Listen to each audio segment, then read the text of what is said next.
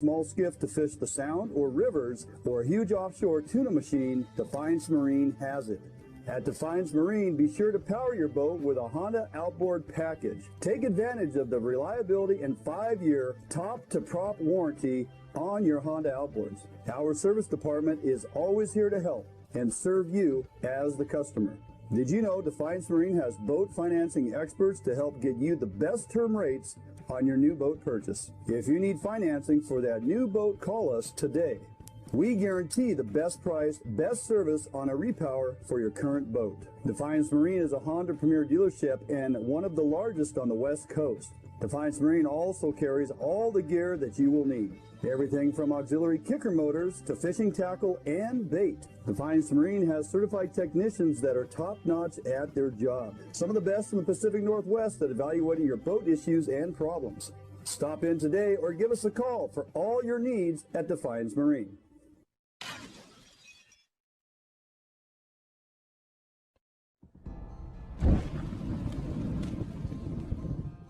Today, the need for quality private security services is at an all-time high. Contract Security Service provides day-to-day peace of mind as they protect people and property. Here at Phoenix, we provide service for multiple state and federal contracts with services ranging from uniform, patrol, alarm monitoring, canine detection, executive protection, as well as investigative work. Phoenix client management models are built on understanding our clients' security needs and responding with a tailored program that is best fit for them. Phoenix provides excellent customer service through well-trained, highly motivated security professionals. Recruiting highly qualified officers is the first step in building a strong team. Currently, we are comprised of 70% prior law enforcement and military veterans. If you are prior military or law enforcement, go to www.phoenixprotectivecorps.com and apply today. In the Northwest Wild. We've got a ballistic solution app on my... Tuna grounds are on the ocean, Tommy. We're going to do that. Don't go anywhere. We've got all the great fish that make great fish and chips. Things that I've got. I'm digging in moss bags up in the sand. And after work, a cold beer in my hand. Picking wild bears.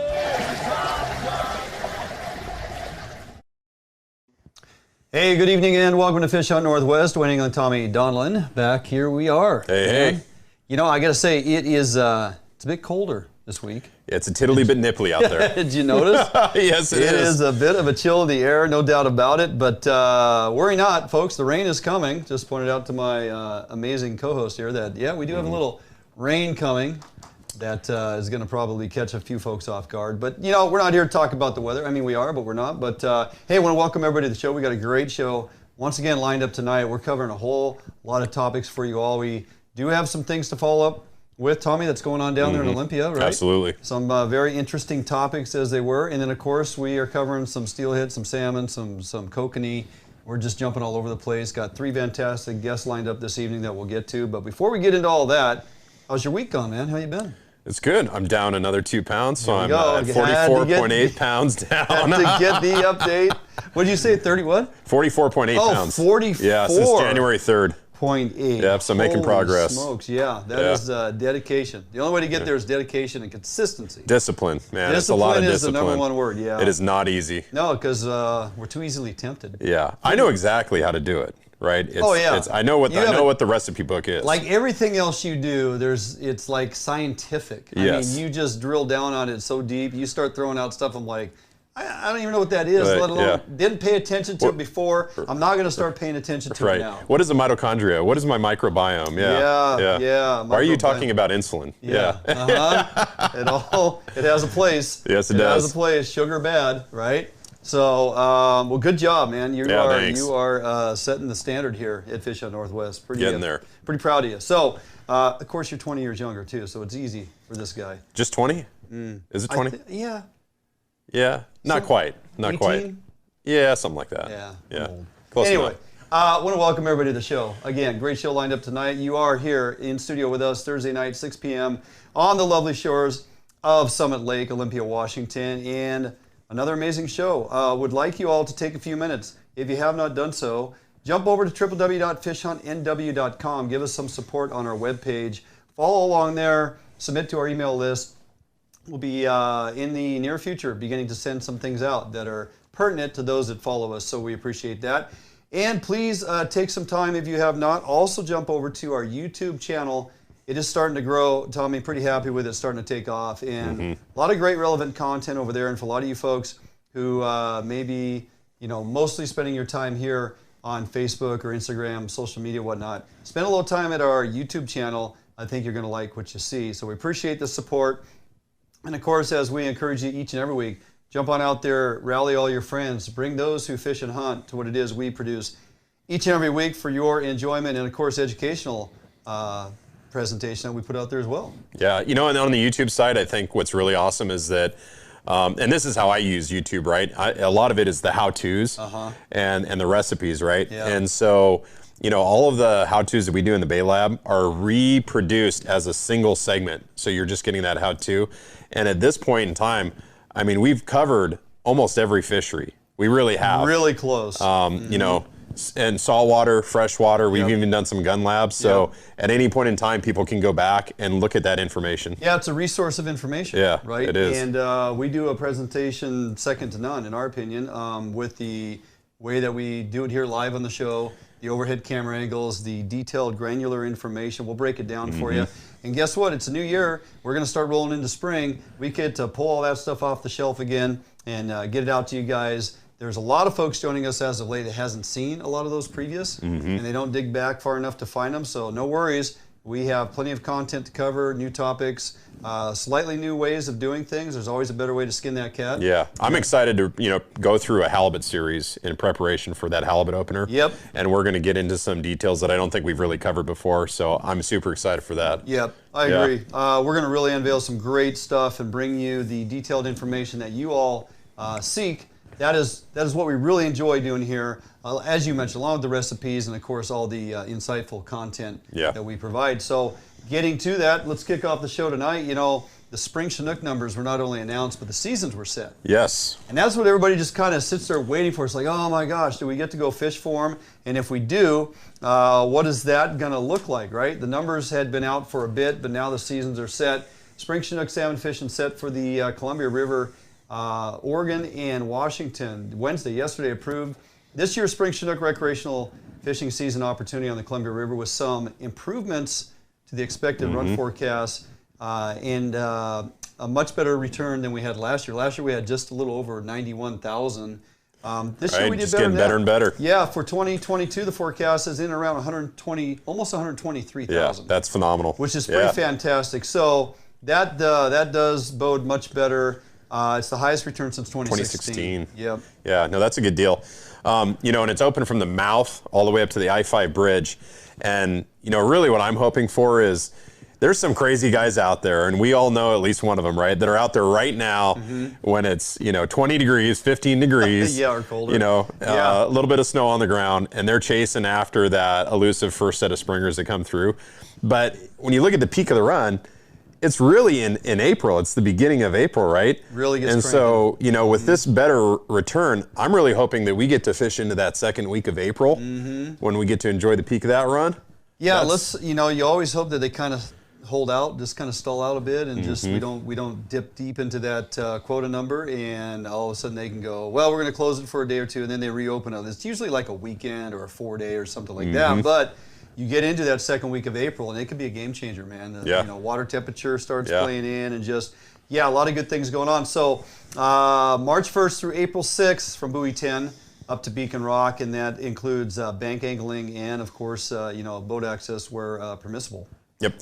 And so the key there is that, you're allowed one adult hatchery Chinook. Correct. In that mix. You may reach 6. You may keep 6, right? But that's including jacks. Minimum size 12 inches. I thought the note was interesting in there. They put shad retention is also permitted. No minimum size, no limit. When I think of shad, I think of like Bonneville Dam, June, but apparently you can also catch them in the lower part of the river. At least it's open.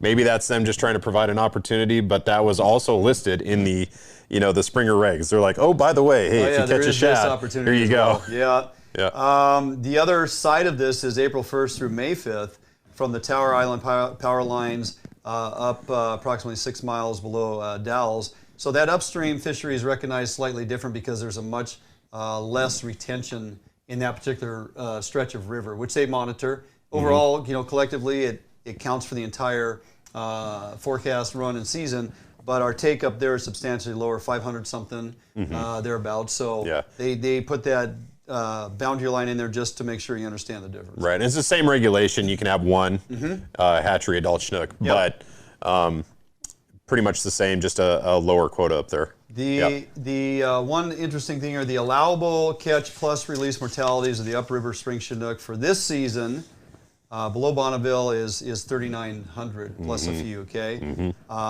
Which again is up. So the overall projected recreational harvest overall for the entire fishery is just north of 5,100, 5,179 fish. Right. That's a pretty decent amount of fish. Folks should be excited about that opportunity for sure. Right, and just to break it down a little bit further, the Cowlitz River is expected to see 4,000 spring Chinook. Lewis River is at 2,300, and then the Klamath is 2,000 for the return. Yeah, which 4,000 on the Cowlitz. Yeah, I think there's going to be a decent showing of folks getting out there after some springers. Cowlitz is open March 1st through April 30th. Klamath will be open March 1st until further notice.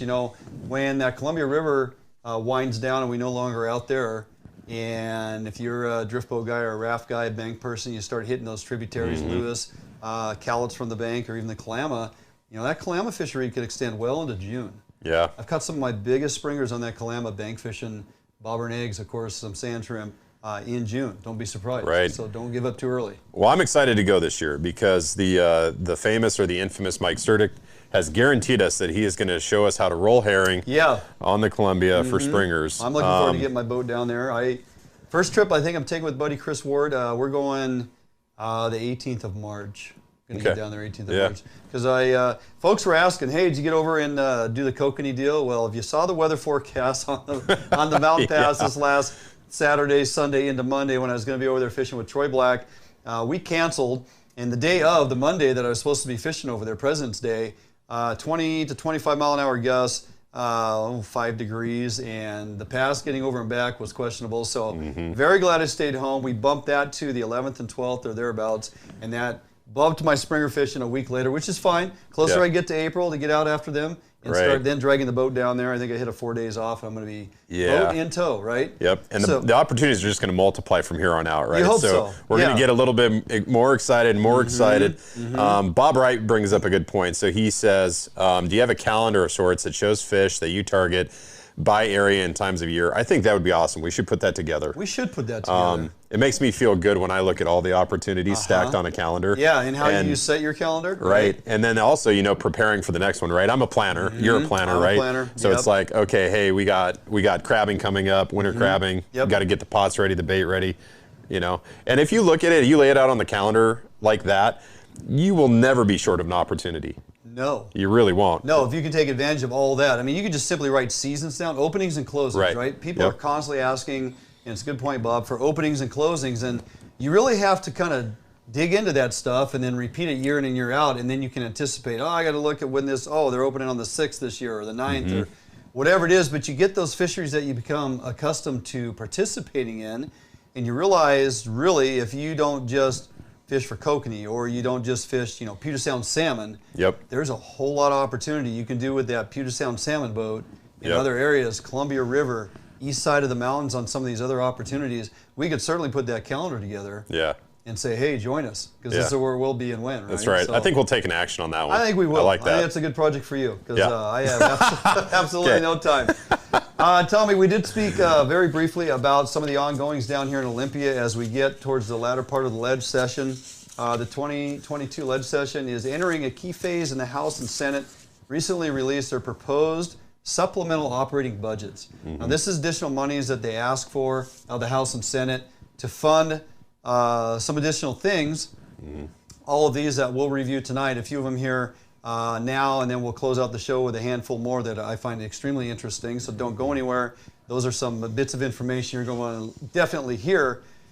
But these are things that have to do mostly with fishing, and so it catches our attention. This one here, Columbia River Gill Net Buyback. Now, you have heard Tommy and I talk about this, in referencing roll back a month or two ago when we were kind of introducing the $187 million ask by the governor for salmon recovery. This one was tucked in there, had some interesting language to it. You remember when Representative Brian Blake was here? We talked about the buyback failures over years past, the Columbia River endorsement, the buyback, things that didn't work, but yet here it is again. After vetoing the Columbia River non-tribal gill net license buyback budget proposals in 2020 and 2021, Governor Jay Inslee has recently requested $16.7 million for the voluntary buyback program with a goal of eliminating the fishery. Now, this is language written by a certain group. I don't know if that's truly the hard language or his intent is full-on buyout. The thing that's interesting is this is a Senate bill, right? This is 5693, and so, but it's a voluntary program. So how do you sign a voluntary program into law? I'm not sure exactly the mechanics. I don't know. Of that. It goes on further down here to say the Senate's buyback proposal can be signed into law this year. I mean, that's the hope of some collective groups, right? That are opposed to gill nets in the river. So just to set the record straight, Tommy, you have heard me advocate for years about selective harvest. Matter of fact, we had Brian Blake in here. I was trying to pin him down on, can we ever get there? Is selective harvest something that is not ever going to happen? Is there a ways or a means to get there? Well, pound nets, fish traps, we've had those discussions, right? Cost benefit analysis, all the key players that put in there, the certain groups that promote that type of stuff. You got to be careful of, putting the fox in the hen house, so to speak.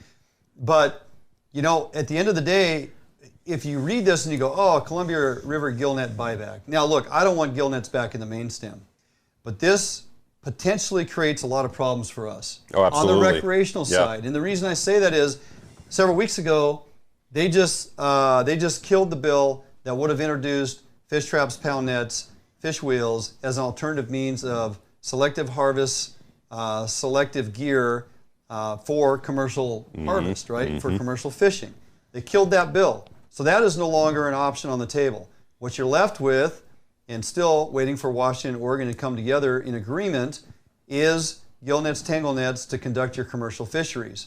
Now, if you introduce a bill that's going to eliminate all those, let me ask you, what is the go-to method for mop-up? Can the recreational community actually think they would be so efficient we could catch all the hatchery fish and keep them off the gravel? Because that's a huge concern. Yeah. When I look at this, I have a lot of concern. Number one, why is it $16.7 million, right? That part for a voluntary buyback program, I want to see how that gets equated, number one. Number two, you're not going to get the gill nets out. You're not going to go through, and the entire fleet is not going to say, okay, you're right. I'm done with my my fishing heritage, whether it's gill nets or not. They're going to say, I'm not doing it. And so you still have the quota to catch, okay? The quota is still going to be there, and they need to catch it. And then the other thing is, with the pound nets off the table, you still have to have a way of getting those hatchery fish out of the river system and prevent them from ending up on the spawning beds.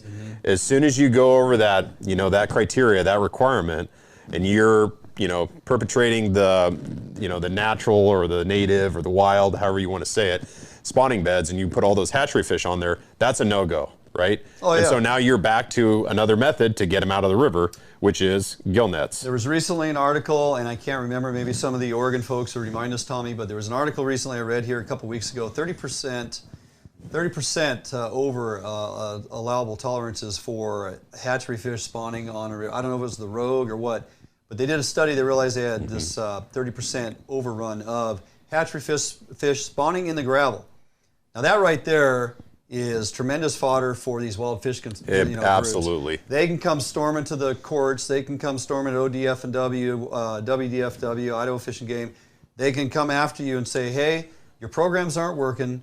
Whatever you have in place or have removed. Kill the hatchery. Is now, so shut the hatcheries down because we have far too many hatchery fish hitting the gravel, and this is not acceptable by NOAA. It's not acceptable by fish management plans. The whole thing just really creates problems. I need to see more what's tied into this when they're talking, buyouts and removing a percentage or a portion or all or whatever. Well, what's your alternative method? What are you going to allow the commercial fishing is never going away. Right. If commercial fishing does go away, hatchery production, you might as well kiss it goodbye. Kiss it goodbye. It's gone. But again, I am one who would advocate for selective harvest. How we get there, I have no idea. We've had these discussions for years. Yep. It might be a pipe dream, but at the end of the day, to kill that option, as was discussed last month, and then to come in and try to annihilate this, I don't see the end result positively favorable for increasing hatchery production if you can't be assured you're not going to have too many hit in the gravel. So it's a fine balancing act here. It is. It is. Among other news, with regards to the North of Falcon process, now if everybody remembers, the North of Falcon process is the process that sets our seasons from year to year to year for everybody, right? Commercial, sport, tribal, charter fishermen, everyone alike. And this one's interesting. So WDFW requested $931,000 to hire additional staff to advocate for commercial and recreational fishing opportunities through the annual North of Falcon season-setting negotiations with the treaty tribes. Unfortunately, providing WDFW with additional staff is unlikely. So they're getting pushback on the budget, right? And I think what they're looking for here is they're looking for, having representatives of the different entities, right? Sport fishermen, commercial fishermen, and they're trying to promote that transparency, right? How do we know what the results are of the process? How does that process work? And I mean, I've done a little bit of digging, right, and talking with a few folks that are involved directly with the process. And again, I have an engineering brain, right? So in my mind, there's a process, right? So you do step one, you do step two, you arrive at the last step, and then you're done, and you share the results, facts and data, right? It doesn't work that way. Okay, there's what's called a FRAM model. There's multiple FRAM models for depending on the user group, right? The tribe comes up with their own model for forecasting the runs. Sport and commercial have their FRAM model, right? And then it's kind of like you come to the table and you show your cards, right? And trying to dig into, the assumptions, the calculations, the constraints that each user group came to use to come to that answer, it's a muddy mess, right? It's not something that, if the public were to attend that, they would think there was some serious voodoo going on. Yeah. And so, my concern with this request is, okay, you're going to insert people into the process that, in the past maybe haven't been an intimate player in the process. And you're trying to provide this level of transparency when I think you could have the possibility of promoting confusion. So I think this is one, at least in my mind, where I'd like to dig in a little bit more and understand, exactly what transparency, right? A lot of these discussions, it's not like you have one conference room, every user group is present, and then the discussion's had, right? Some of these discussions are one user group talking to one tribe, right? Yeah. And what, you going to have a camera guy follow these two individuals as they have this discussion about, how to make the fish work within each FRAM model? I think it's a little bit more complex than just saying, hey, give me $1 million. I'm going to put some people in there to monitor the process. That's my thought. Well, I look at it as, recreational anglers have been advocating for years for more transparency in the NOF process. Matter of fact, it reached litigation level. They wanted the open doors, and it just wasn't going to happen. The co-managers, the tribes have always halted abruptly. They've walked out of meetings if there was discussion that the doors were going to be open to the public. Years ago, a lot of these meetings were observed by recreational folks, but they got too hot under the collar, started, throwing out accusations, started bashing, couldn't keep their mouths shut, and so the tribal elders felt somewhat threatened, and right. I get that. So hostile environment, whatever. So now it's kept behind closed doors. What I'm reading here is that WDFW is allocating for monies to bring on more staff to be part of all that is North of Falcon. They feel like maybe they're a little undergunned. Tribes are pushing back to say, well, we feel like you have enough people, right? So we don't need any more people in there. Oh, by the way, the other part of this is we want the transcripts of all the discussions that happen and the agreed to fisheries when they're done to be accessible by public.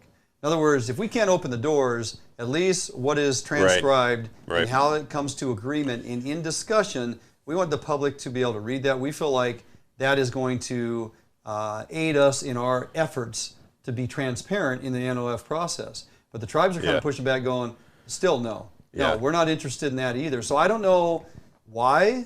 I mean, if you represent the tribes and I represent WDFW, and we're talking about and constructing fisheries, and we have models and we have numbers, and like we have to cross-pollinate and do this, and we rob a little from here to give these guys 3 more days here, and these guys only get to fish for a week, and we'll shut it down and reevaluate. Yeah. There's all this, sideshow Bob bartering things going on and what have you.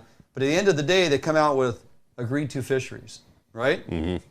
A list of agreed to fisheries. I think when I read down on this, it's like, okay, how do we get to those agreed to fisheries? What is the dynamics? What's the discussion? Who's involved? Who's making these decisions?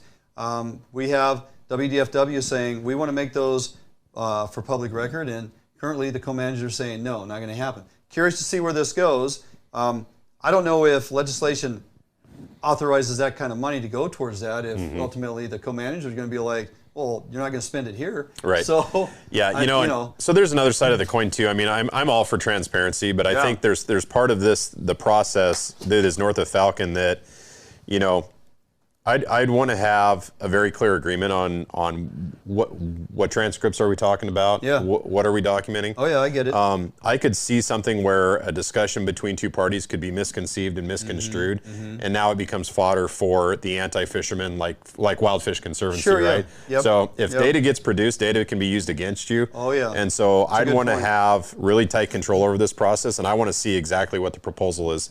Telling me you're going to use $1 million to hire a bunch of people to insert in the process. Show me how this is going to work. How do you right? justify that? How do you justify that? Yep, I get it. Exactly. The other side of that is, well, that just escaped me. I had a thought there and I lost it. Sorry. Yeah. I have that man, effect on you. Yeah.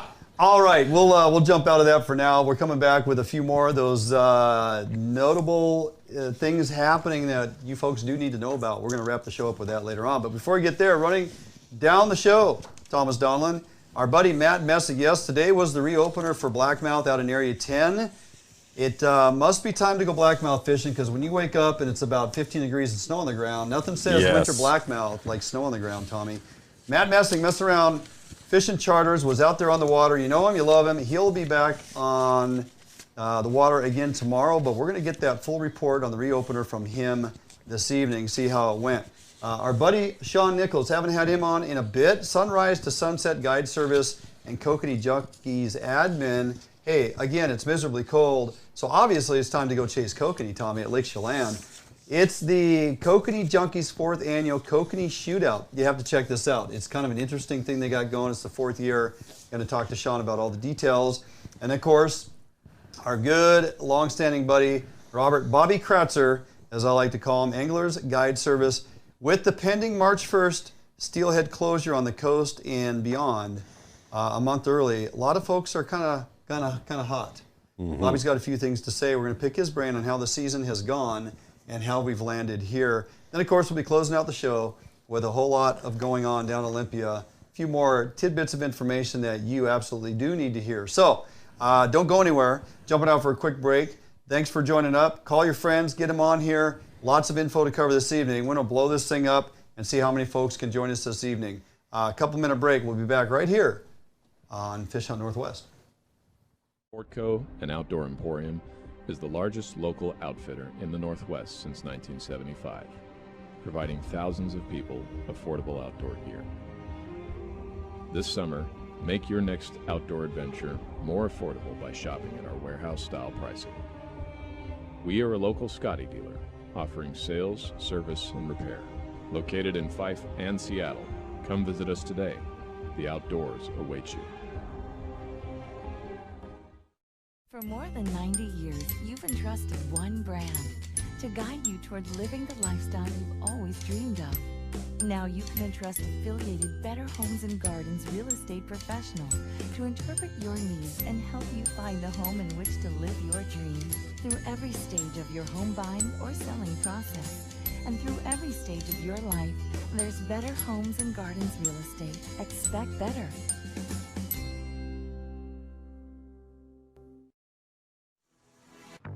Yep, for sure. Oh yeah, big fish. Yeah, buddy. Nice fish.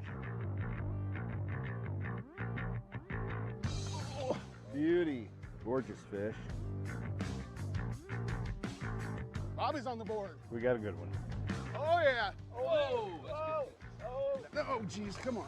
Nice fish. Nice fish.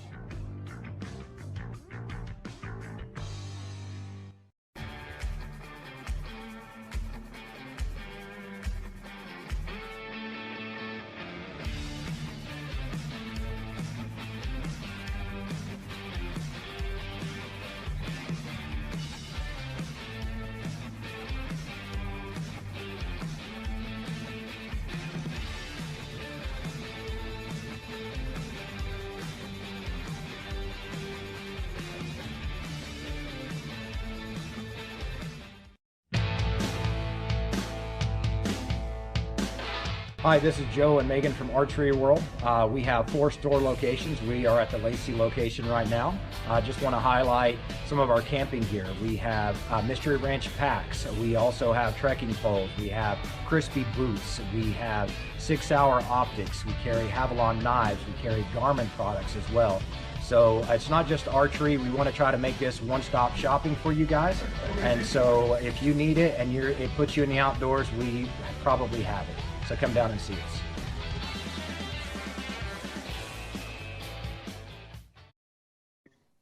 Hey, welcome back to Fish Out Northwest. Wayne and Tommy Donlan here in studio, patiently waiting on the phone. Good friend of ours. Before we get there, Andy made a comment about my vest. He did. He did. Break, you know, something about a vest to be a manly. Might I remind you, young man, John Dutton wears a vest. Yeah. He's a badass. Well, yeah. Huh? I don't know about that, but no.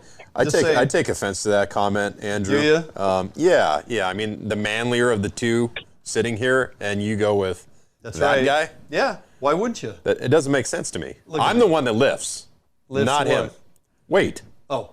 Come on. Yeah. Look at you. And larger fish and. Okay, Over the Rail presented by Defiance Marine. Our buddy Matt Messin, Mess Around Fishing Charters. The commish, Brownsville Port Commissioner, right. Tommy. Got to give the man his respect. That's right, official title. Official title, the commish. How you doing, buddy? Doing good. Doing good. You, my friend, out on the water today for the reopener, Area 10 Blackmouth. Kind of give us a little insight here. How'd it go? Yeah, it was kind of a mixed bag day. You know, started out about 7 o'clock leaving the dock, got out there, you know, kind of north end of Area 10, start fishing, get some hits, but just, you know, couldn't find that 22-incher. Mm. You know, and that's kind of interesting to me, Matt, because, you know, we waited, right? I mean, we had a little bit of a season. Hey, guys, enjoy these couple days. Oh, we're going to shut it down. Wait. But we'll reopen it. And to our surprise, they reopened, which is great. And so I was expecting, you know, some of these fish to feed, to maybe put on a couple pounds, grow a little bit. So I'm a little bit surprised to hear that. But what I'm curious about is, you know, finding the fish. I know you went out before the opener and just put on your sonar and you found some bait. And then today it sounds like it was a different story. So can you talk about like what you saw a day or two ago and like what you saw today and what you saw this evening? Yeah. So yesterday evening when I went out, there was, you know, I was finding some little pockets of bait balls here and there, but it was the sonar marks that I saw mostly that really made me excited about, you know, hitting it up opening day. Yeah. Cause there were a lot of singles, doubles, and then, you know, couple pretty, you know, looked like some pretty good schools that were out there. And then this morning, we found some bait. There was a couple spots, kind of 140, and then I found some later on about, you know, 10 o'clock-ish, you know, about around 200 feet. There was some pretty deep bait. Actually, you know, the big kind of summer clouds like that we're used to looking for. I did finally find some of that, but I picked nothing off of it. Huh. Interesting. Yeah. As far as this morning, when you got on the water, daylight's about 7 or so, or nice and cold this morning. I'm pretty sure you had the heater cranked up on the heater's on. Oh, yeah. There was snow this morning. I think I had about half an inch of snow or something sitting around everything. Yeah, I did not expect that at all. What was the tide set this morning, and how did that compare to the bite when you got back out there this evening? What kind of tide were you in? I didn't even look. Oh man, it was the afternoon tide. It was a huge exchange, but the morning, I mean, very subtle. You know, not a lot of movement. It was pretty easy. You know, really nice trolling. Yeah. But it, you know, and it was not much at first, and then it was just kind of like the first time we went out, Dwayne. Like it was just like a slow and steady kind of picking them here, picking them there, kind of cruising around trying to find them, but just changing some stuff, trying to find that keeper sized fish. So talk to us about tackle. Like what presentation was getting it done for you today? The 3.5 inch herring spoon was that was the guy. Now, are you a scent convert now, or do we still have some work to do with you? Yeah, we still got a beat on your board. I put it on there. All right. and I caught some fish. Okay. So we'll see. Yeah. Yeah. But it was it wasn't red hot for me. I know of I've heard of a few fish that were caught. A couple guys did pretty good this morning. Sure. But I think it was kind of a right place, right time. Now I want to dial down on this a little bit. We just can't get off the scent topic like so quick. You're not jumping out of there that quick, man. Did you put them on? Were you running both spoons with scent? Did you run one with, one without, just to kind of find some balances here, or what'd you do? Yeah, I think I forgot, and I threw the first spoon in. I just autopilot, and then I was like, "Oh yeah, wait!" And so I threw some scent on the other one. And I mean, it was kind of a little bit of a back and forth. And then I think I brought it up and I changed one of them, and then I added some scent to it and dropped it back down. And, it was just, I was trying to get the bigger fish. I put one of those big, those Sandland spoons that I really loved a couple years ago that, were just killing it during winter blackmouth. The right angle guys up in Canada. Yeah. Yeah. So I ran one of those for a while, that's a big spoon. And wasn't touching nothing. So kind of kept changing a little bit. Okay, let's get specific here. What scent were you using? And talk to us about leader length too. Yeah. I was using some herring and the Uranus, the couple that you left me from the last time. Yeah, you ran the combo like we did before? I ran the combo. Okay. The combo. So that's two different jars. You put a little bit of each one. little dab of the herring on one side, each, a little dab of anise on the other. Really? Okay. Doubling down. These winter blackmouth, I think, do respond to anise. I really think they do. Yeah. So, that's just... How about stomach content? I'll tell you what, Matt? I did find. Yeah, perfect. I was just about to comment on that. There you go. This afternoon when we went out, we basically, put one in the boat, looked over, the other rod bent over, and pulled in 2 fish in a matter of 20 minutes. Okay. And the bigger of the 2 had 2 nice 5-inch herring in its belly. There you go. Good. That's a good sign. Heck yeah. So boom. Yeah, that was a great sign. It was awesome seeing that, and so it's kind of, got my gears going. Well, you kind of had the phone tree going. There was a few folks on the water today, a few fish caught, but from what I'm hearing, we got a couple more days here.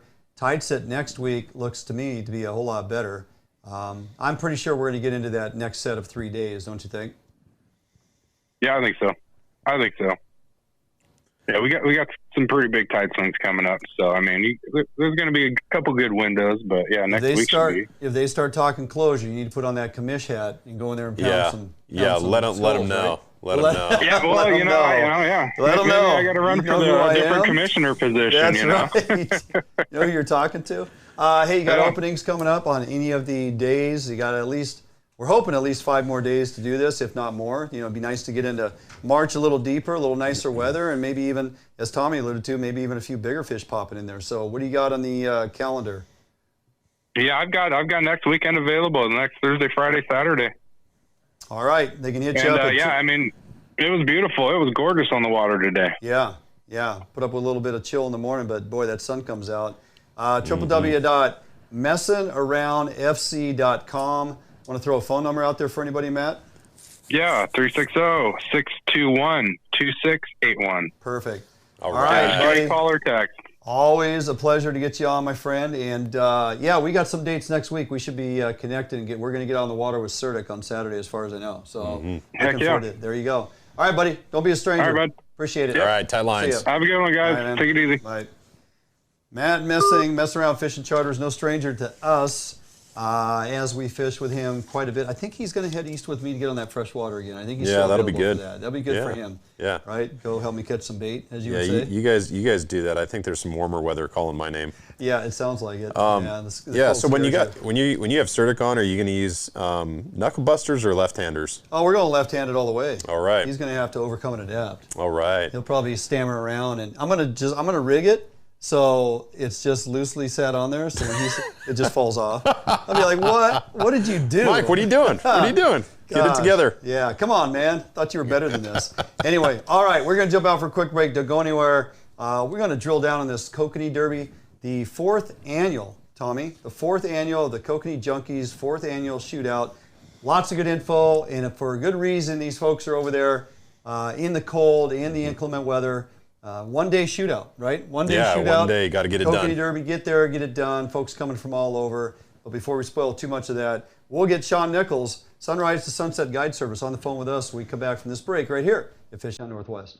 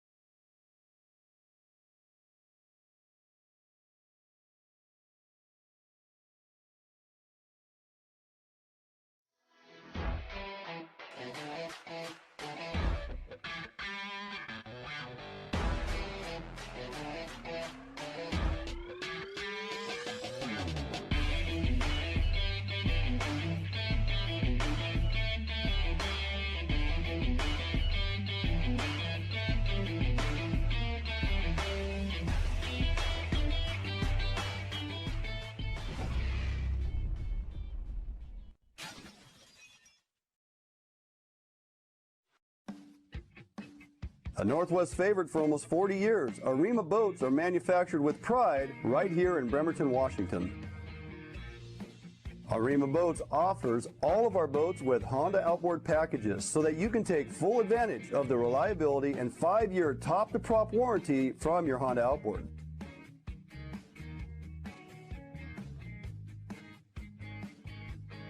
With literally thousands of Arima boats on the water throughout the Pacific Northwest, Arima boats are a proven hull design that offers incredible fuel economy and all of the amenities that a serious angler is looking for.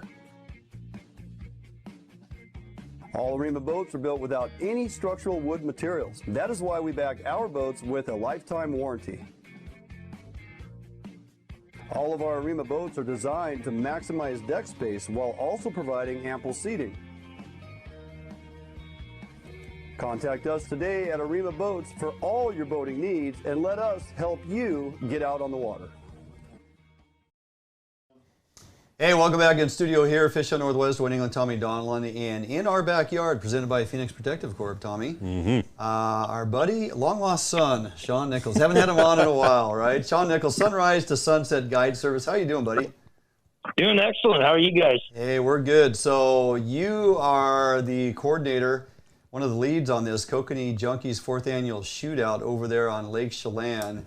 You guys opt to do this in the winter because, hey, let's face it, there's not a lot of derbies going on in the wintertime. But I'm going to let you delve into this thing. Tell us all about it, how long it's been going, and you know, what prompted you to get this thing going, and all the details. All right. Well, as it says, it's the 4th year for the shootout. Basically, I've been involved in a lot of Kokanee, derbies over the years, and I just came up with an idea here 4 years ago. Kind of wanted to do away with the summer, nice, beautiful, short flip-flop weather, the traditional type of derby. Let's add some elements to this and kind of see what happens, and let's actually make it something challenging. Didn't know how it would turn out, but as you know, nothing better than having 65 teams show up in the winter, come out here, be tested with the elements. As you can see, we've had snow. Yeah. We're supposed to have temperatures of tomorrow at 11, dealing with ramps, trying to figure out where the fish are. And on top of that, you've only got 2 people in your boat. So you got to kind of be able to work together. Let's just totally go out of the elements. And then to top it off, everybody this time of year, everybody's kind of antsy, sitting around the house. It's like, we want something to do. So it's like, well, what's better than let's just all drive in the winter and drive over to north central Washington and try to catch some, 12-inch fish. Right. So talk a little bit, what is the entry fee, and then like how does the payouts work? What are the logistics? Okay, so basically, like right now, this year, the Washington State, they permitted us to bump up we've been doing a 50-man permit, or 50-team permit. This year, we asked for the state to allow us to put on the permit to have 65 teams. Right. So basically, we have 65 teams. We pay out the top 10, which the entry fee is $150 a team. You come over, we pay out the top 10. Top prize, which is the biggest cash kokanee prize pot in the Pacific Northwest, is $2,500. Oh. Trickles on down to $100 for 10th place. We also have our sister derby, which is it's like the one that we feed off of, which the last 2 years due to COVID, we have not held it because of the everything that's going on in the world. As of this week, I was told that something catchy will be instated, and it will be in April 10th and 9th. So all the proceeds that are left over from the cash payout will be handed over to that derby to take for the Something Catch Kids Derby, which the proceeds from that will be taking kids out fishing throughout the summer and different programs for kids. Did you say Something Catchy is April 10th? That's let me look at my notes here. I just got this week because I was just told April 9th and 10th will be the Something Catchy Derby, and that will be as many people as you can load in your boat. 2-day event, come in, play your fish, and it's a great event because it's actually warm. Yeah, it's actually warmer. Yeah, absolutely. I mean, but this tells you like what a cult following you have, Shawn. I mean, think about this. You get 60, you said 64, 65 teams. Yep. It's sold out. Yes. And the only reason you stop there is because that's what you got the permit for. You got the approval to have that many teams. Yeah. And people are coming from Utah, California, Oregon. You have people coming from all over the place. For one-day derby. For a one-day derby. Yeah. It's honestly, it's something that was, you can't even put it into words, and it's pretty awesome. People coming from all over to support it. And the big thing is, it's like bringing people from all over from different areas is what the vision was, like coming from, we had them, until Canada shut their borders down, but we had them coming from Montana, everywhere, just coming from one day, throwing it on the line,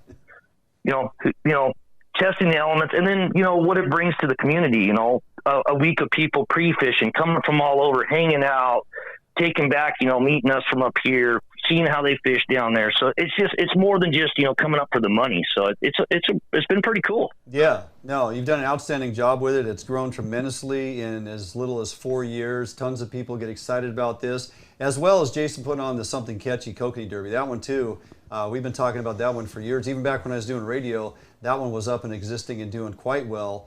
Doesn't that one get a couple hundred boats showing up for that thing? As far as I know? The last year that I was involved in it, well, before the COVID 2 years ago, I do believe we had 129 that was entered in that. Okay, yeah, that's a lot of boats chasing kokanee. And I think they're permitted for like 150. So yeah. Let's talk a little bit about this time of year. I mean, you got a lot of kokanee fishermen tuning in tonight, which is always great. Let's talk a little bit about this cold water fishery over there, Lake Chelan. Now, for us here on the west side, we have a few areas that we can fish for kokanee that will perform on and off. Can be consistent for a while. It always seems to be driven by water temperature. But we have a lot of lakes that the kokanee just do not get cranked up. They're hard to find. They're scattered. You're lucky if you pick one or two of them off on any given day. You get over to Chelan, of course, it's population density as well. But give me a little insight here. What are the water temperatures? How deep are you finding these fish? What are some of the particulars that kokanee fishermen want to know when it comes to being successful in these cold water fisheries? Well, basically, this year it was a little tougher here last month.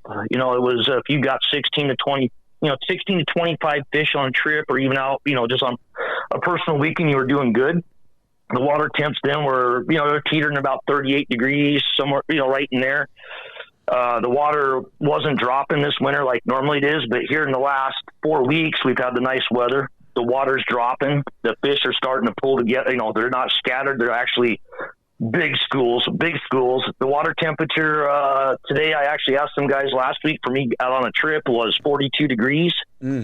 So So basically right now the fish they're not scattered. They're actually all together. Basically you can run, rigger game has been most consistent all winter, but in the last few weeks, the dropper game's starting to pick up. So generally speaking, most of our fish we're finding on riggers are, anywhere from 200 to 500 feet of water. They're down at 80 to 110 feet. A lot of the guys are running 4 and 5 ounce droppers out the back of the boat, 130, 180 feet behind the boat, if they're doing a lead game. You find the fish right now on Chelan, they're hungry. They're eating anything. So if you can find the fish, put your gear in front of them, you're probably going to catch fish. So what are the tactics for finding fish, right? You talked about right now they're schooled up, they were scattered. I mean, is it just a matter are we talking like derby tactics, or are we just talking going out and find them on a general basis? I would say on a general basis, right? Okay, I don't want to get into your secrets and have you tell all. We're going to save that for your book. Right. Just in general, how do you find them on Lake Chelan? Well, generally, like a lot of times, people are new to the lake. You just you rely on your electronics for one. I mean, electronics are huge on Lake Chelan if you're trying to find them. But like right now, basically, when I'm targeting fish, like on Lake Chelan, I do a lot of networking for one. You got a lot of pages because it is a big lake, 51 miles. Basically, what I am like me right now, I'm targeting. I do a little network, but I'm looking for like where the food's being pulled to. What way the wind, like I'll study the wind for 2 or 3 days. If it's blowing out of the east, I'm going to probably fish on the east side of the lake. If the wind, finding that current line on Lake Chelan is huge because it pulls the food into all the bays. And early morning right now, I mean, the fish are feeding in 100 feet of water. Then as the sun comes up, they're dropping down 20, 30 feet, moving out into that 200 to 300 feet of water. So, and then as the summer gets, of course, you're down at the south end, just look for the boats. Go out, start fishing, kind of just kind of mingle. This kind of year, I'd say look for boats, but it's so scattered where people are fishing. So electronics is huge, and networking. Networking on Chelan's big because you could waste a day just driving around. Yeah, it makes sense. Like you said, that's some really solid information. Oh, it is. Okay, Shawn, what you just laid out there. And the emphasis on sonar. And people need to really put this into perspective, okay, with the fuel prices rising, and especially with what's going on in Ukraine right now, probably going up even further. Oh, yeah. But, so you can go out there with, a 10-year-old unit or something that is mediocre at best, or you can invest in a new unit and cut your fuel prices down because you trust your sonar, you know what you're seeing, and you can really find those fish and narrow it down a lot quicker. Yeah. And, that's just it. Like right now in Chelan, it's not like your other fisheries right now where the fish are on top. Like, a lot of these lakes, you don't even see the kokanee or the rainbows up on the top 20 feet. But Chelan, right now, this time of year, most of your fish are below 60 feet. So sonar plays is a huge key. Once you find them, if they're active, you're probably going to get them if you're in them. Yeah, that's a good point. I think JJ Dial is one of those that's going to waste a lot of fuel because he says he's looking for birds. Yeah, it's going to be a lot harder for him, too. He's going to look for the birds, so especially if he sells his boat. Oh, yeah, true. Yeah. He's going to be fishing from shore. The old Castmaster, JJ. Hey, Shawn, before we let you go, let's talk a little about these water temperatures, as you indicated, troll speed, as you kind of couple that up with the colder temperatures. Are we going a little slower or what? Also, key colors this time of year. What do you really find these kokanee keying in on for color and type or size of dodger? Really, I don't know if dodger size really matters this time of year when they're actually super active. Like right now, they're super active. They're chasing the shrimp in the shallows, and like I said, then going out and getting the mice, following them out in the deeper water. But right now, me personally, everybody kind of has their own technique of what they do, but I've been trolling anywhere from 1.2 to 1.3, tops 1.4 speed. That's kind of a general speed. As far as colors, one thing, the colors I've noticed has been, hot this year, this winter. A lot of oranges. For some reason, orange and small presentation, like super small. Like we're just, like just a squid. Or just a small micro, like double-aught blade. It just seems like this year they've really been the smaller the better. Yeah. And the leader length, it doesn't. A lot of it on Chelan when the fish are turned on, it doesn't matter. You can run a 12-inch leader, a 6-inch leader, 8-inch leader. When it's really tough fishing, colors kind of matter. Like when the sun comes out, I'll go to like a gold, like a 50-50 Dodger. On these cloudy days, I'll run some like dark oranges, some darker colors. So it's not like a lot of these other fisheries that are smaller where, like, you got murky water where, you want to go with some dark greens or some blacks, because it's murky. Yeah. Chelan right now, I do notice that, I'll start in the morning with like something that glows, like right at that break of dawn. And then as the sun or whatever starts breaking light, I'll start switching over to if it's sunny, I'll start switching over to some brighter colors, like a pink or an orange. If it's kind of cloudy, I'll run like a copper or gold 50-50, brass hammered blade or something. So. Yeah. It just kind of depends on the day, what's going on. A lot of times, like right now, like I said, if they're active, just find that fish, find the bait ball, shrimp down there, off the bottom, wherever the water, that thermocline is where that, that shrimp's hanging out. Yeah. So until that Daphne starts blooming later in the year and the fish move down and they switch over from shrimp to Daphne, so. Right. Yeah. Excellent. Shawn, you're laying out like every detail. I don't know if you want to give away this much information close to the tournament, but he catches his fish. You know what? You just put a lot of people on fish right there. Yes, he did. I'm not in it, so it's like every man for himself. So there we go. It's I a like big reservoir. I like it. Hey, one last question for you before we jump out of here. Bait or scent? Are these fish corn fed, or what are you putting on the hook? The $1 million question. Everybody, it's just kind of like, do you drive a Chevy? Do you drive a Ford Dodge? No Chevy. Everybody knows Maggot Nation. I run pink maggots. I soak them in Pro-Gil products, let them swell up, and I may add a little scent to them. I won't get into my scents because I use that on the guide boat. But you can always, I do that. But then you got all the guys, you got the other side. They all use corn. Some use live maggots. So corn, pretty much, a lot of people, you cure your corn. The other half they use, synthetics like I do. So it just kind of depends on what your preference is. Yeah. So well, I think you nailed it down A to Z, Tommy. We did. There is times where your garlic's gonna outfish an anise, and I know one thing on Chelan, a big thing that I love fishing is a shrimp flavor because there's so much Creole. Oh yeah. The shrimp, there's so much in there. I love a Creole shrimp flavor. Pretty much on every fishery I fish. Yep, makes sense. That does make sense. Well, buddy, ton of info. Folks are dialed in here, paying attention. Lots of comments. Appreciate you giving up so much insightful content. Good luck with the Derby, man. Sounds like you guys are poised and ready to go. Nice early start, 5 o'clock or 5 a.m. captain's meeting. On the Derby day, and you guys are ready to go. Yep, 5 o'clock. We'll shoot the flare at 6. We'll watch that. That big old shotgun takeoff. Whatever they want to call it. Perfect. Shotgun start. So. Yeah, fantastic. Beautiful. All right, buddy. Always a pleasure. Shawn Nickles, sunrise to sunset guide service. Sunrise to sunset guide service. Appreciate you taking the time, buddy. We'll talk to you soon. All right, you guys have a good evening. All right, you too.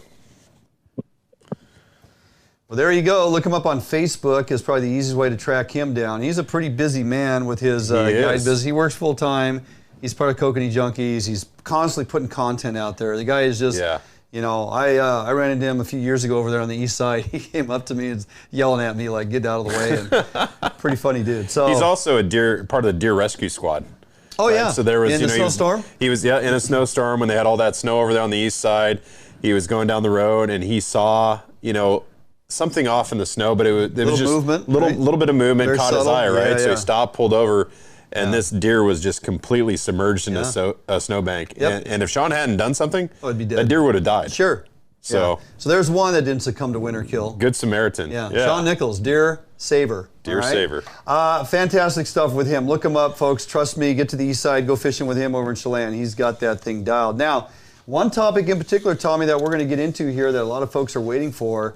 We have a pending winter run Steelhead closure here March 1st. It's a month earlier than had been in the regulations. Once we got through all that was, meetings and revamping the rules and regulations and all the Zooms and all the input and everything, we get this season handed to us that is the best that they could muster up. And that being said, we get to a point where they're going to close it down a month early. There's a lot of people a little bit ticked off about this. Yeah, absolutely. And for good reason. So, but one person that definitely has his hand in there, helping make decisions and understand and try to convey this information to you all, is our good friend Bobby Kratzer. Robert Kratzer of Anglers Guide Service. Don't go anywhere. Trust me, folks, you want to stick around and listen to what Bobby has to say. Very insightful conversation coming up when we come back from this break with Bobby Kratzer right here, Fish Hunt Northwest.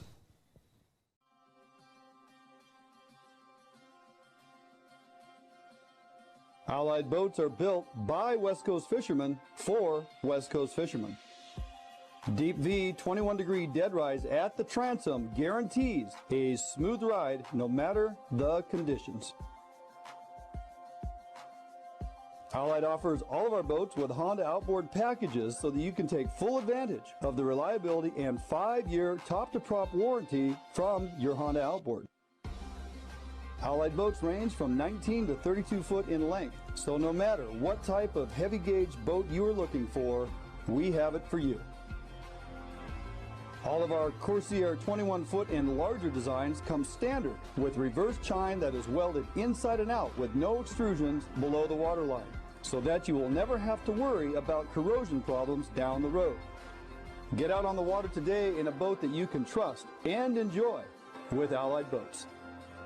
Contact us at Allied Boats today to learn much more about our incredible fishing machines.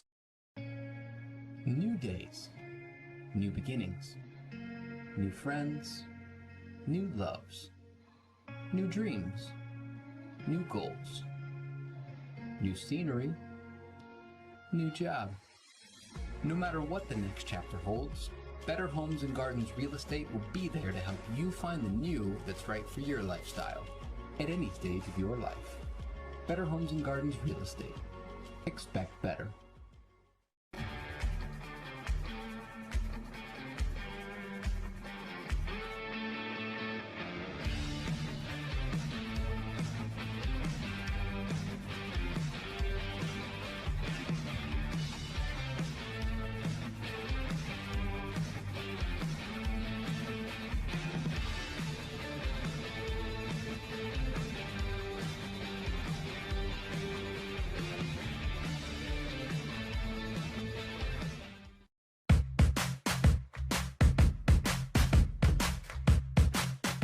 Hi, we're Joe and Megan Malico, owners of Archery World up here in Lacey. We're a full pro shop, so we have a full pro service also. We have a huge indoor range. We carry 11 bow lines, all the major bow lines, and then there's subsidiary companies too, like if we carry Bowtech, we carry Diamond. If we carry Matthews, we carry Mission. When you come in, we're going to ask you, what kind of price point you're looking for.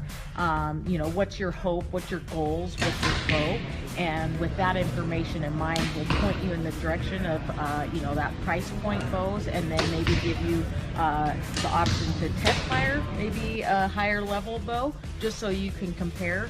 But it really is all about getting what it is that's going to work for you. We don't upsell anyone. They shoot it, they like it, they don't like it, they don't get it. We don't operate like that. And so if you need it and it puts you in the outdoors, we probably have it. So come down and see us.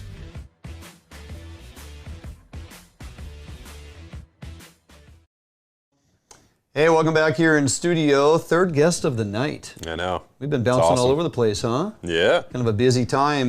You think there's not a lot going on, but we're here to tell you each and every week as we do, there is a ton going on. And this next guest is no stranger to the studio, Tommy, friend of ours. And Fisheries, What You Need to Know, presented by Better Homes and Gardens Pacific Commons.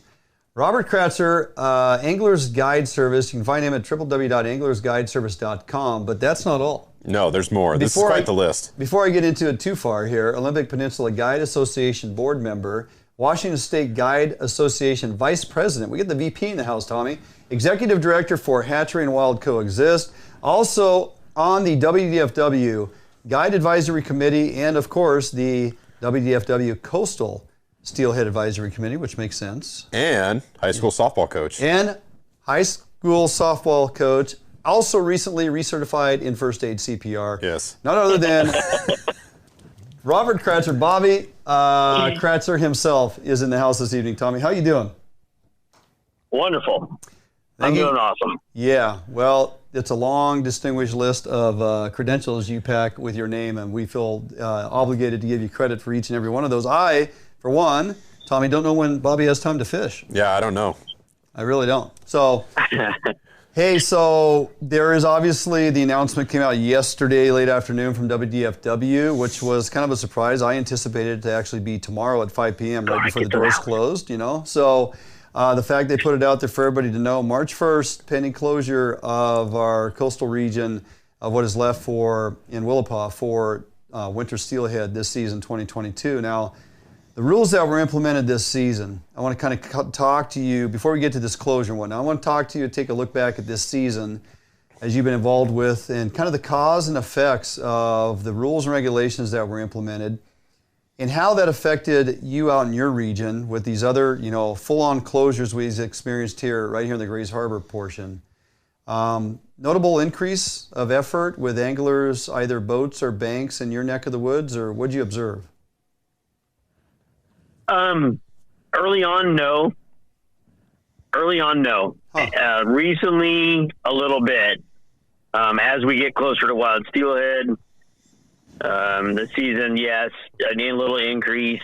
More increase on the Hoh River than anywhere else. Not a real increase on the Solduck, and not a real increase on the Bogey Definitely the Hoh. Seems like most of the southern guys, when they come up, they're comfortable with the Hoh, and so that's where the most increased pressure is. As much as I'd like to say there's a lot of increased pressure, there really hasn't been, and that to me is the scary part. That's the scary part. We didn't see an increased amount of pressure, which tells me we just have way less anglers fishing. These rules are just slowly crippling the industry and slowly taking people out of the sport. You think people are just giving up? Yep. Yeah. I mean, locals here in Forks, yeah, they're not even fishing anymore. Huh. That's amazing. You know what I mean? That's in their backyard. Yeah. Yeah, they don't even fish anymore. Yeah. Do it. And so yeah, I mean, there's been a few busy days on the water, you know, a few days like on the Hoh and everything, we get some pressure, but overall, really not that bad. So how was the early season hatchery return and fishing, in your opinion? And I mean, are the hatchery programs working out there? Absolutely spectacular this year. Spectacular. I mean, we had 3,100 or 3,200 fish return to the Bogey Shield. When we were able to fish, remember, December was wet. And as of November and December, well, that's the bulk of our hatchery fish in the North Forks, Forks area streams come back then.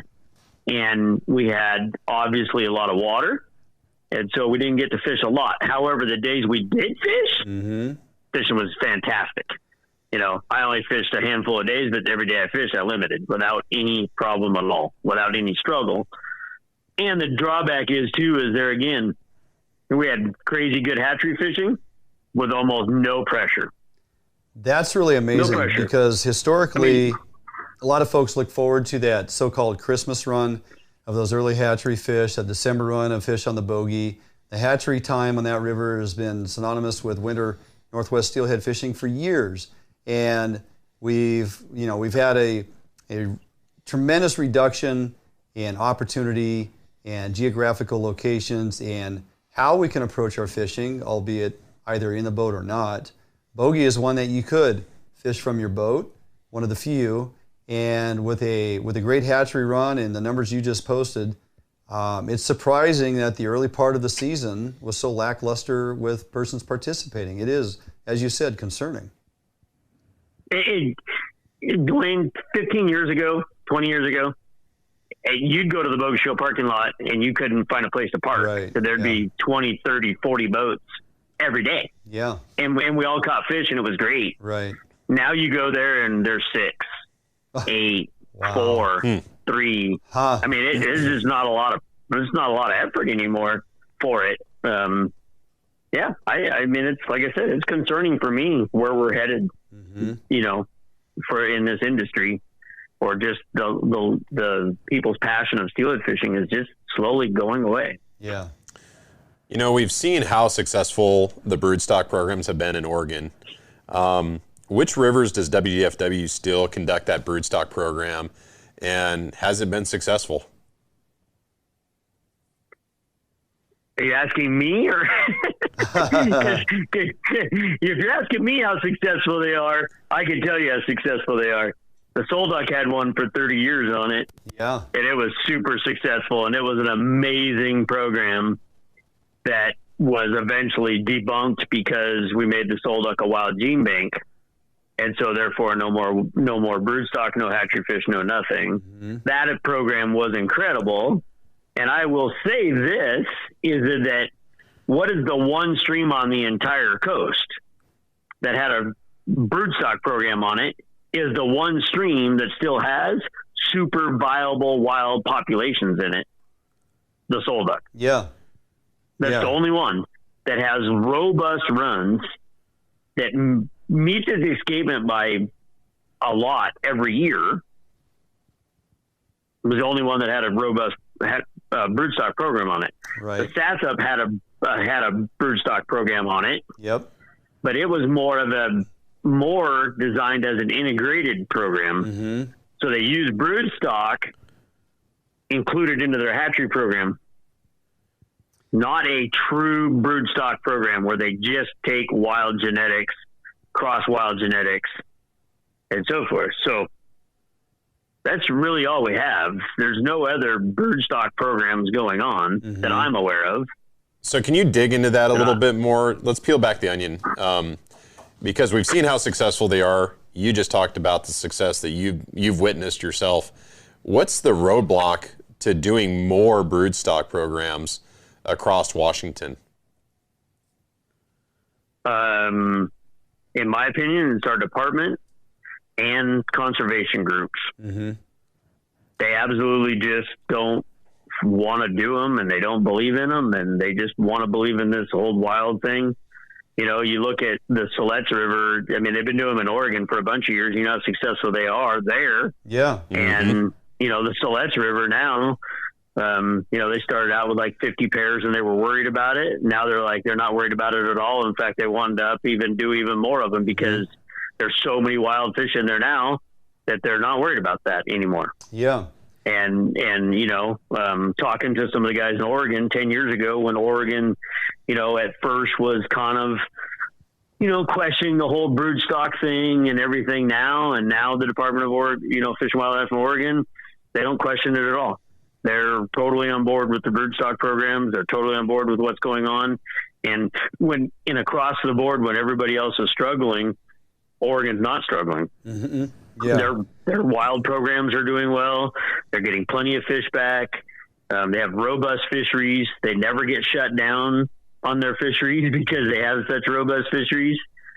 You know, so it's concerning that we don't want to do that. And when you look at the Puget Sound, and we have not fished Puget Sound for 20 plus years during February, March, and April, when we used to have robust wild runs there, and we haven't fished on them.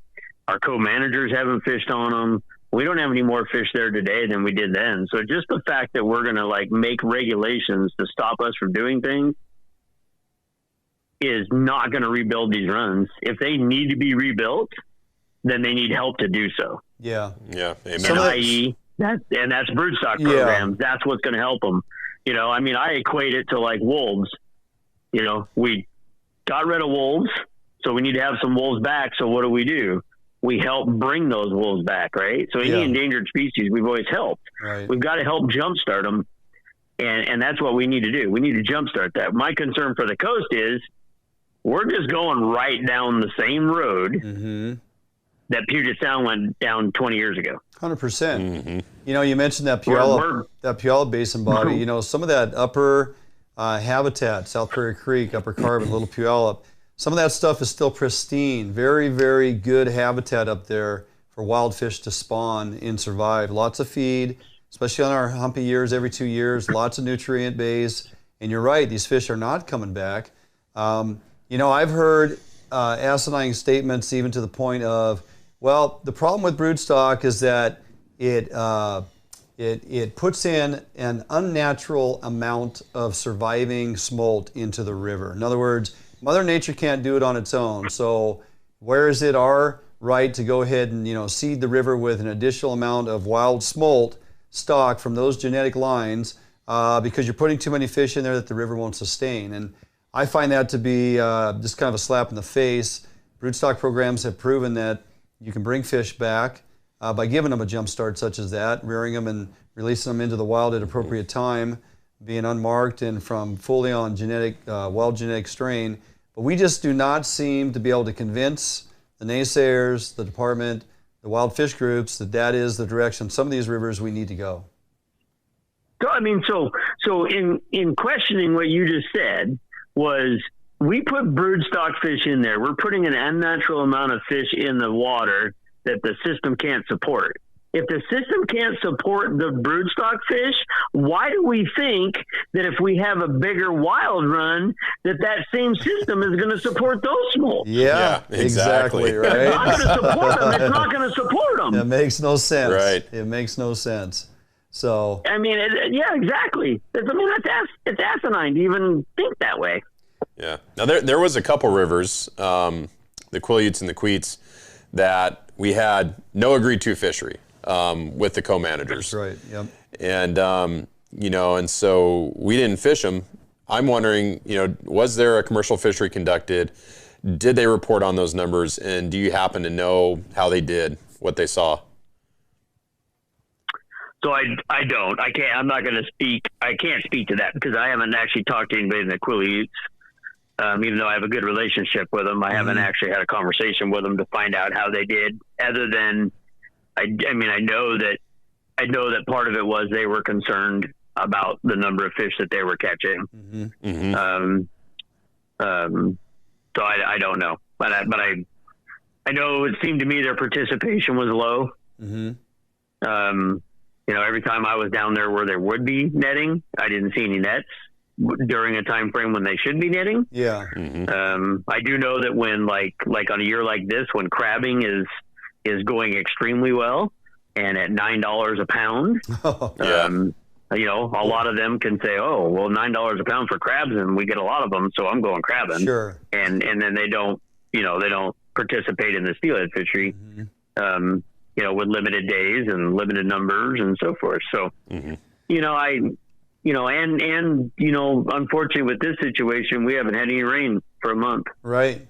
Over a month. We have super low water and they don't do well when the water is really low. Yeah, true. And they know that. Yep. And so. Well, we got water coming now. They participated in it. We got water coming now right at the closure. Right. And unfortunately, so I was on the Soul Duck today. And I've never seen the number of reds in the river in February, this time of February, that I saw today. Interesting. Like even going back 20 or 25 years ago. Yeah. I mean, there are so many reds in there, it's crazy. And then, you know, the water's so low that, you know, going from hole to hole or from spot to spot, it's not uncommon to look out and go, oh man, there's 10. Oh, there's 12 over there. Holy smokes, there's some over there. Gives you hope, doesn't it? Oh yeah. I think personally, I think that when this is all said and done, I think that, I think they're going to show their numbers were actually significantly better than what they said they were or thought that they were. I'm not going to say they said what they thought they were. Sure. They think there's wrong. And I mean, I'm not going to argue the fact that the department made a decision based on the information they had. And the information they had basically was tribes doing poor. They forecasted a low return. Yeah. The creel data does not show, you know, that we're catching a lot of fish. Right. But I will say that their creeling, number one, we only have one guy on the entire Quileute. The entire Quileute. And then you have 3 on the hoe. And even on the hoe, I mean, I fished 13 days on the hoe and I got creeled twice. And I know a bunch of other guides that had similar experiences. So if your creeling is not showing the number of anglers, and they're not showing the catch, then you're doing it with the data you have. And my complaint is that we're missing one component. Like we're missing a piece of the puzzle, and the piece of the puzzle is, and I've been talking to the department for a long time about this, and that is that you have to have some good relationships with the professionals that are in the industry, i.e. some guides that are on the water every single day. Mm-hmm. And you got to pick up a phone call, and you got to call those people when these things are coming down the pipe and saying, hey, what are you seeing? Yeah. Yeah, like the red count. What are you seeing? Yeah. What are you feeling? Right. What do you think's going on? Now, that being said, has to be the right guy or the right guys. Sure. You can't call somebody that's always going to tell you that it's all great just so his fishery doesn't get shut down. If there's a reason for the fishery to get shut down because you actually like, hey, we're not catching them, they're not here, then you got to be honest and tell them that. Sure. Yeah. You can't just say the things you want just to defend your livelihood or defend your job because you want a job. Yep. You have to defend the fishery. Yep. Well, your statement on the red count, the numbers of fish you're seeing, the number of reds in this low clear water, optimal opportunity to truly gauge how many reds are in production at this time of year as we close out February. I wonder if DFW has any insight on that. Has anybody floated? Have they surveyed? Do they even take that into account, or do they wait till March and April to truly gather their red count information? The Quileutes do surveys now. Yeah. The Quileutes do floats now, and they're checking. Okay. And they're out checking, but they have an index, and they have an index section that they float. Mm-hmm. And so it depends on what that index is showing, right? Maybe that index isn't showing them much. So, I mean, I need to call them and have a conversation with them and say, hey, are we doing just our index float, or are we doing an index float with floats in other areas to see, are those other areas matching up to our index? Right. If our index is not showing much, but hey, this section up here is filthy thick with them, then maybe our index isn't matching up to what's really happening. Sure. In the wrong area. And we need to be able to cross-check that stuff, right? Yeah. And I don't know that that's happening. Gotcha. And so it's something I need to make a phone call to find out. Well, is that happening or not? Yeah. Mm-hmm. Do you think this early closure is warranted from what you've seen? Do you think this is the right call? I feel that our fishery is stronger than what they saw. Okay. So I don't know that it's warranted. Fair enough. Based on the low water conditions and with the tools that they're using in their toolbox, then I would say they made the right choice based on their tools they're using. Now, what I just said was they're not using all their tools. Sure. Yeah. They need to increase their toolbox. Yeah. Get a little broader scope on it, right? Yeah. Yeah.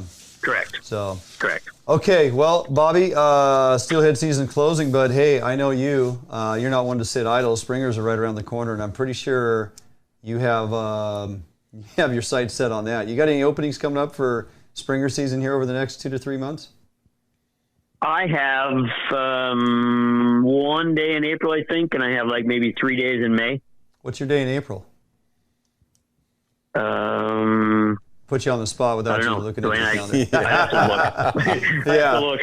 1 day in April. Okay. All right. Okay. It's all muddled. I don't remember right now. I've had so many phone calls and conversations I over can't the last couple imagine. days. I can't. Well, add another title to your name and get add another title to your name and get another cell phone so you can stay uber busy. Yeah. Yeah. All right. But the reality is I'm not like, I could leave right away and go do something here, but reality is with us being a softball coach and being that I'm away from home enough, I'm going to take the month of March and I'm just going to good for you work on my home. There you go. Perfect. All right. And I'm going to coach girls softball and I'm also, I like to do the softball stuff. I like to be involved in my community. Yeah.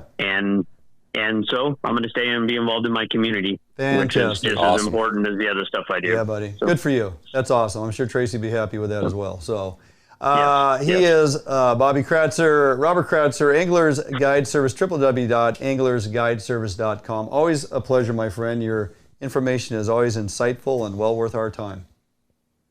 Well, thank you very much. I appreciate it, guys. Absolutely. Have a good night, Bobby. All right, buddy. We'll be in touch. Thank you. All right. All right. Thank you, guys. Yep. Good night. Bye. There you go. One heck of a guy that's really got his head wrapped around this thing. He grew up out there, and he's been doing it his whole life, and pleasure to fish with. Isn't that right, Beard? Yeah, good time with Bobby for sure. He'll get you on the fish. Okay, that was a lot of information from 3 top guides in the region, man. You know, Blackmouth, a lot of good Kokanee. information. Yeah, really good stuff. I hope you guys have enjoyed it. We're not done yet, though, Tommy. We got a couple topics we're going to kind of stampede through here. We got a few minutes to drag this on and get to that. So, tell you what we'll do. We'll jump out for a quick couple-minute break. Folks, don't go anywhere. Tommy and I are going to bring you part 2 of the legislative session, some of the additional infos that we want to bring to you before we close out tonight's show. A couple-minute break. We'll jump out. Come right back here, Fish Hunt Northwest. Defines boats are built without any structural wood materials. That is why we back our boats with a lifetime warranty. All of our Defines boats come standard with large fish boxes that are fully insulated so that you can ice your fish properly all day. Defines boats feature a 21 to 22 degree dead rise at the transom and a large reverse chine for incredible handling and stability offshore. Defines boats are foam flotation filled and unsinkable for the ultimate in safety while fishing offshore. Defines boats feature fuel-efficient hull designs with large fuel tank capacity so that you can have maximum fuel range for making long offshore runs completely safe and affordable. All Defines boats come standard with self-bailing decks for improved safety while at sea. Defines Boat offers all our boats with Honda outboard packages so that you can take full advantage of the reliability and 5-year top-to-prop warranty from your Honda outboard. Defines boats for all your boating needs, and let us help you get out on the water.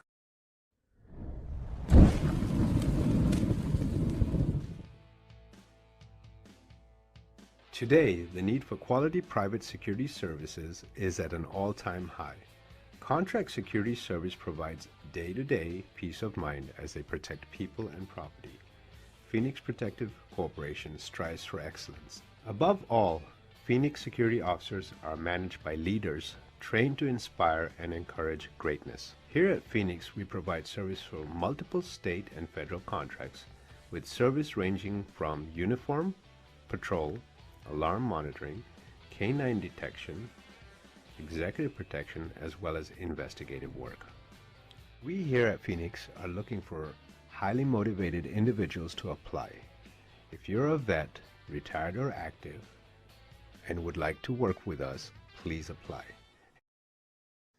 Hey, welcome back in studio here as we wind her down, Thomas. That's right, getting close. Getting close. So a couple things to go over before we get out the door. So extending into this 2022 legislative session, entering some of the House and Senate release of their proposed supplemental budget, operating budget. So this one kind of caught my attention, and only because we've had previous communications in regards to this.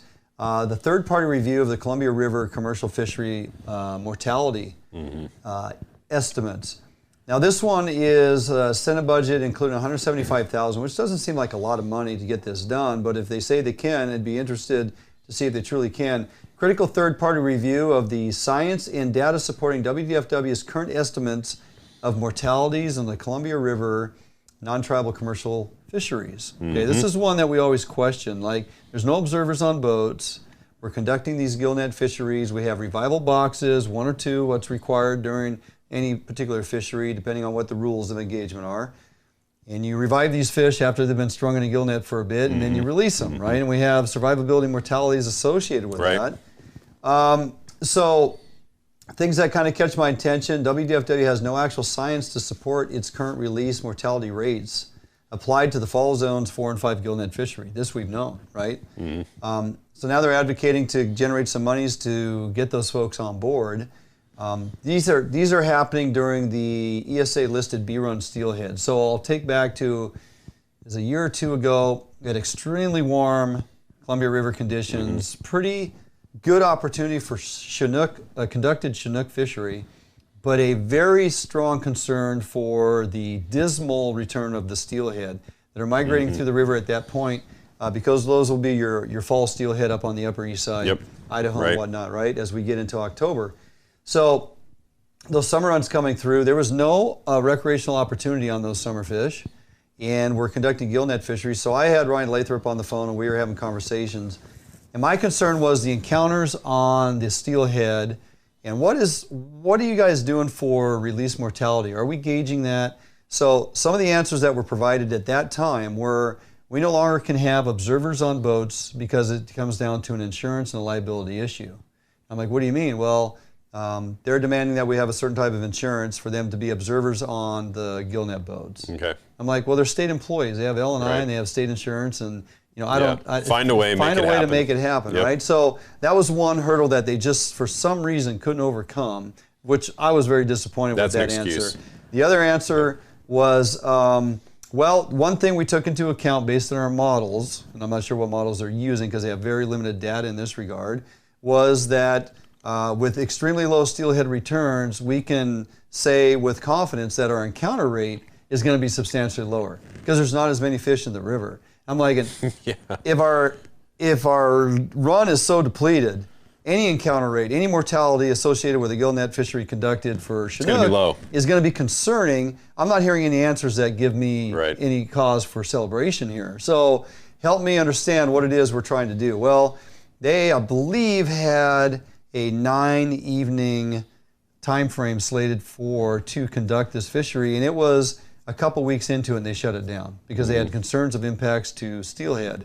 Now, I don't know how they got these numbers with no onboard monitors and this insurance debacle that was, and the fact that they couldn't truly gauge the amount of encounter because we had such a low return. There's all this stuff tumbling around that the target kept moving, but at the end of it, they stopped doing the fishery because of encounters, right? This here money allocated for that would do just that, I would hope, would put these observers on board, if for nothing else, if you can do that for a couple of years to gather data and have updated data that shows the impacts and the mortality percentage release and whatnot. They have no problem associating a 10% mortality with catch and release hook and line steelhead on recreational anglers. That has been carved in stone. It's a 10% mortality rate. Yep, same thing with saltwater. Okay. Yep. All right, well, apparently you have data to support that, great. Well, I'm just asking, fine, here's an opportunity. They're asking to allocate funds. I hope they do so. And I hope to support WDFW in that effort, again, to move forward and actually gather the data to support the concern or not during those conducted gill net fisheries and bycatch. Well, yeah, and my take on it is that this is such, our ESA listed B-run steelhead is so critical. 175 grand in the greater scheme of things is a drop in the bucket. It really doesn't seem like much. It really is not much. What I would hope though for, and what's a little bit of a concern to me in the way this is written, is it says they want a critical third-party review of the science. Yes. I don't need you to review the science. No. Okay, because we obviously didn't keep track of the data. Well, we're not gathering the science. We're not gathering the data, right? So what are we going to review? And so I would hope that the science is actually creating the data, like you said. Having observers, boots on boats, right? Watching the process. Correct. And documenting what they see. Yeah. Right. And then we can review the science. And then we can review first the we got to science. generate it first. Right. Right. Yeah, yeah. Well said. So, anything else going on? We got a couple items. We have another one, increased fishery monitoring. So this one here, Governor Inslee requested over $7 million for increased salmon and steelhead monitoring. Not everywhere though. This is just in freshwater. This is just in the river systems, both Puget Sound and the coastal river systems. And it goes on to say, these funds are needed and provided to conduct the monitoring that's necessary to maintain and enhance the opportunities. Recreational fishing. Recreational fishing, right? Recreational fishing. So, yeah, we just got done talking about $175,000 to monitor a critical gill net fishery. Right. And now, of course, to go after the smaller bucket of user group, right? $7 million to go and track recreational fishermen. Right. Okay. But it's only part of the equation in my mind. Like, where's the other half that monitors all of the marine fisheries, right? Yeah. Both in Puget Sound and on the coast. And what about commercial monitoring in general? Yeah. Where is that listed? How is one user group selected for this allocation of money? It's an interesting point because you and I both know well that when we're out on Puget Sound, for example. Seldom, if ever, is there creel survey when I come in. A few times at Brownsville, marina, when I've pulled in there, have been asked or surveyed, or they've wanted my fish, you know, and I think it's happened a few times at Shoal and in the past, right? So there are points of interaction on a few days a week at times, but the money's never been there substantially enough to put persons in a lot of these marinas during the height of these seasons. Like we have that July 16th opener predominantly out of, you know, that Puget Sound region. And you know these marinas are going to be stuffed full of people coming and going. It'd be nice to have multiple weeks of data collection. Whereas we're subjected to a test boat out there running who knows what for gear, having all these encounters with sublegals and small fish, and then they extrapolate their information and they help curtail our season and our quotas early, right? So there's that component of it that I don't really particularly care for. The other one that just blows my mind is we got a boat running around out there going from boat to boat asking what marina you launched from. And I've had them come up to my boat 3 times in a single day. I'm like, my boat has a decal on it that's pretty recognizable. And it's a black boat with a black cabin, and it's like, it's pretty, I mean, it doesn't look like a lot of other boats out there. And they actually came to my boat. Of course, they came on the other side, so they might have been confused. So they're seeing the same logo on the other side of the boat. It looks different, apparently. But there is that going on. We are spending money on a boat driving around asking what marina we're launching from. I guess there's something to that, I guess, you know, for what it's worth. And, you know, the commish would like to see a lot of folks launching out of his marina for sure. But I guess the point here is monitoring is good to help monitor the fisheries overall and how they're performing. I would advocate that people be truthful with the fish creel samplers. It only helps, it helps when they set those seasons based on data. If we're giving a bunch of false data, it makes it really tough to make these seasons, you know, be to our benefit. So yeah, and monitoring is always good. My point was not to say, you know, monitoring is not a good thing. It definitely is. Correct. I'd like to see that applied evenly across the user groups. Yep, I agree. Yep. So finally, before we get out of here, Tommy, you know, today, and I didn't have time to dig it up, but I will this evening after the show or by tomorrow. I want to know how the confirmation hearing of Fish and Wildlife Commissioners went today. They were there in front of the Senate Agriculture and Water, Natural Resources and Parks Committee. Was holding a hearing today to consider the appointments of 6. The 6 that haven't been confirmed. Now there's a few folks on there that have been well over a year in their seat without confirmation. If you remember, just recently we were talking about some of the contributing factors that would get you confirmed or not, depending on if some of these new Senate and House bills were going to be implemented, right? Yep. It's like, are you toting the line? Are you falling in with what we want to, are you conforming to the in agenda? Or you out. You know, so that's concerning. Now, we had 3 commissioners added recently. We went over that with Brian Blake in here and kind of dug into their background and their history. If you folks have been following us along on Facebook, I had put up a post from Howell, and they had a really nice write-up as far as who these people are. 3 of the commissioners that should be confirmed, 3 that they're heavily weighing against to say no, absolutely not. And for good reason. If you read the bios on these people, where they come from, what they stand for, are they truly advocates of recreational opportunity in that all that is fishing and hunting? Right. Can they, you know, be folks that we can count on when decisions need to be made? So I'm going to definitely look into that. I'm curious to see where this went. I'm hoping a few of those did get confirmed, and I'm hoping a few others hopefully are going to get shown the door. And then hopefully Governor Inslee can take a look at it again, truly see the persons that he's putting in there, if they're not meeting the criteria. We read through it last week, for crying out loud. We kind of broke it down last week in what the criteria is in finding these folks, and some of these people aren't truly, you know, fitting that bill. No. And the user groups that haven't been asked for input is one of the biggest frustrations of this whole thing. Yes. Yeah, I mean, it's political, right? I mean, there's really no other way to say it. It is so blatantly obvious when you look at the resumes of some of the people that are being proposed for the commission. We already know how this is going to go. So it's tough. I'm not sure where this is going to land. Well, I have a pretty good idea. You have a feeling, right? Who's going to get confirmed right away? And it's not good. Well, we'll see where that is. We'll pick up the pieces if we can. Again, I'm hopeful that maybe a couple of them will not, because of so much input from public outcry, so much input from user groups.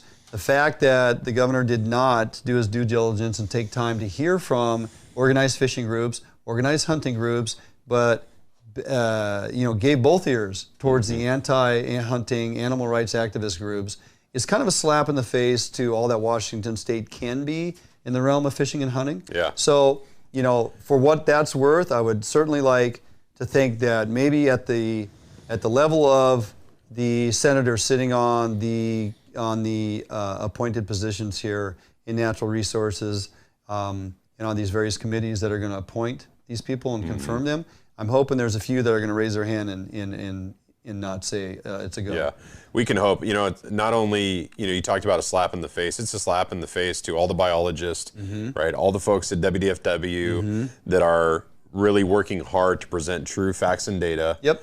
And then, of course, the economy, right? Everybody that relies on hunting and fishing for their livelihood. Yes. Right? It's a slap in the face to all of those folks. So.